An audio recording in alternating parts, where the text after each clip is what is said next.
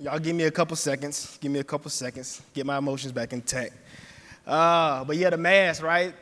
I got diagnosed with the flu, so I had the mask on. I don't want to get anybody here sick. So when you see me, listen, guys, just chunk the deuces. That means throw up your peace signs. That means peace be unto you, and I love you. But don't come too close, because you might catch the flu. All right?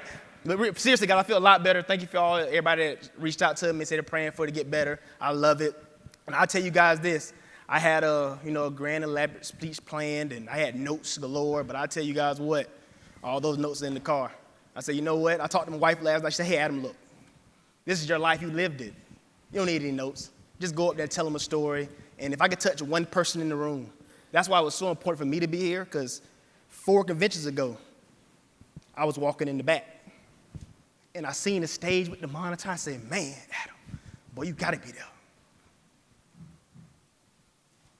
And ever since then, I worked hard. I learned so many lessons.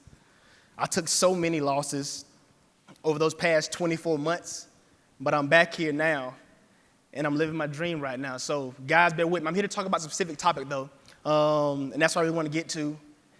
I'm going to tell you guys this in the time that I have.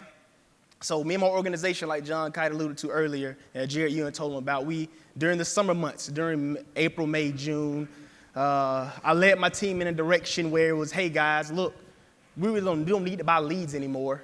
We just need to get out there, talk to a warm market and, get some free leads, right? And we can make this thing work. We can build a business without doing all that, man. We can't. Despite everybody telling us every year at conventions, despite Brandon Hall telling us how much you spend on leads, like every week, we can do it without it.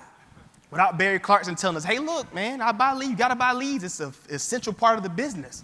Oh, no, we can do it our way, right? So we tried that way.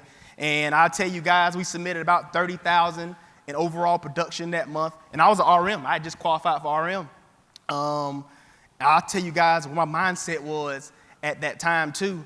Guys, look, I was on stage in August, and somebody asked me a question. Said, hey, Adam, look, what would you tell a new agent who doesn't have much money, who's struggling to buy leads? What do you tell them to do? And on stage, I told them, I said, hey, look, this is what I did. Sometimes you got to bet the house. And this is literal for me. I talked to my wife. I said, hey, look, I called Jared first for advice. I said, Jared, man, look, me and the team's in a bad spot. We need to fix this real quick. I'm going to lose my whole team. He said, hey, Adam, this is what you do. Get your guys on the phone, apologize to them, and you go out there and buy some leads and you get to work. Now, I tell you guys this, in my bank account, I had a choice to make. I could either pay rent or I could buy leads and drive to New Jersey from Atlanta, Georgia, to go work. Which one did I choose? I bet the house, right? As leaders, you have to do that.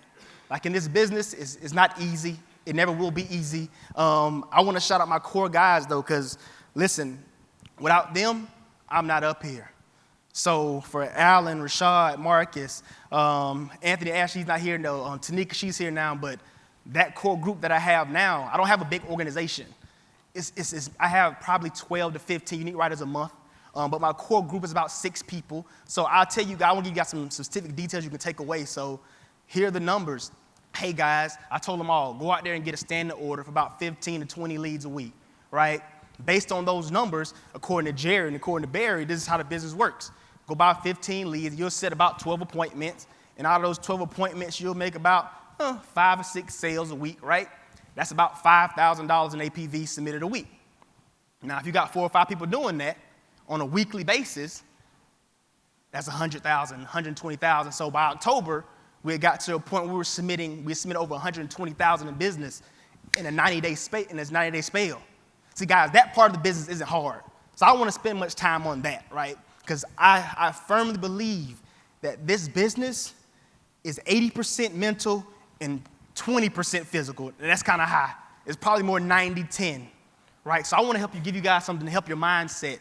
Because the place I was, I needed help, like every single day, right? So I'll tell you guys this, and Brandon Hall talked about it, and he mentioned excuses, right? Like everybody in this business has excuses about something. Oh, the leads don't work. No leads in my area. But I'll tell you guys this. 10 years ago, I joined a fraternity in college, Kappa Psi Fraternity Incorporated. I tell you, we learned some stuff. We was going through that process, and it was a poem that I remember to this day, and I recite it almost daily when things come up. And the poem was called Excuses, right? And excuses go like this. Excuses are tools of the incompetent, which build monuments of nothingness. And those who specialize in using excuses seldom amount to anything except excuses, and therefore aren't worthy of Kappa Alpha Psi Fraternity Corp. But I switch it up and say, hey, look, if you're in this business of equity, you make excuses all the time, you're not worthy to be in this room either. Like, take those out of your life. Remove all the excuses that you have, right? So I told you guys how we got there, right? Now, I think the more important part, though, is the why, right? We heard about the why of the whole convention. Lauren, I couldn't have lost to a better video. That video was amazing, girl. Keep doing your thing. I love it. I'm rooting for you every day. But why? Like, because where I come from, guys, I'm running from something, right? So you either running to something or you're running from something. That's what they all say, right? And I'll tell you this, guys. Some people, you can dangle a carrot in front of them, they'll chase that carrot.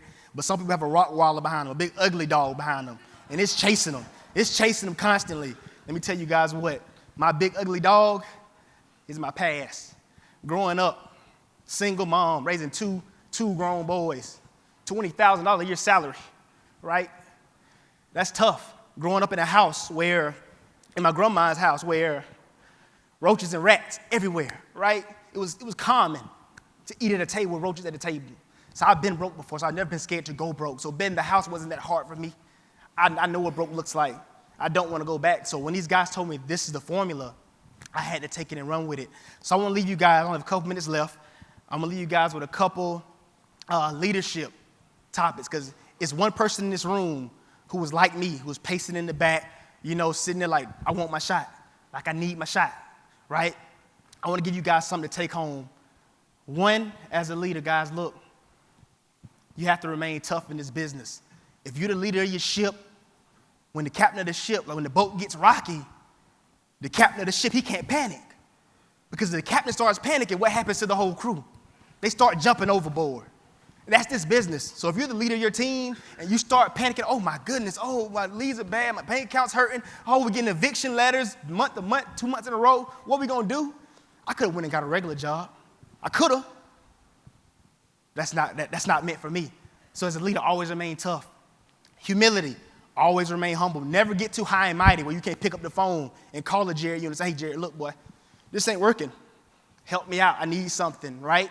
Never get too high and mighty, but also, too, don't let your humility come across as lack of confidence, right? Because I can still look at Jared now and say, hey, boy, he's backstage, but I'm going to be a bigger manager than you, Jared.